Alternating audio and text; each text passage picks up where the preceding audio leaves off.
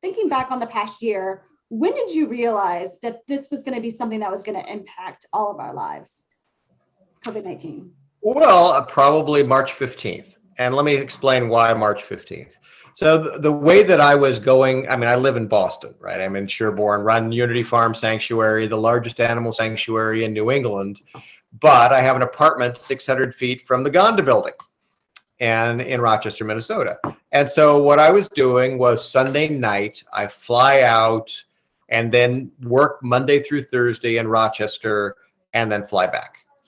And so it was March 15th when I showed up in the office and I said, you know, believe it or not, I was just in a JetBlue flight from Boston to Minnesota with 186 college students.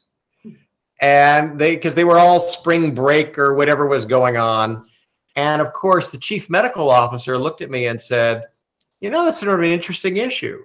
You're in a thin metal tube with a bunch of 20-year-olds all doing spring break travel. This is probably not a great idea. Probably the thing to do is to now self-quarantine and probably begin this pattern of remote work until the situation is better understood. And that was 1 year ago. Yeah. Did you have a sense that it was going to, you know, I think I was naive. I thought, well, this could maybe be resolved in a couple months. What was your sense of like how long this was going to impact us?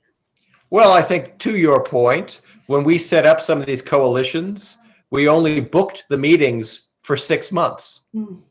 Because the assumption would be, you know, we'll figure things out, it'll come, it'll go. So we knew it was going to be a very significant event, but no one had a notion of the year that we've had, and then of course the next year with variants, and making sure, even though, you know, vaccines will roll out, though vaccine efficacy against some of the variants will probably require a third vaccine, will probably require social distancing and masking for a substantial number of additional months.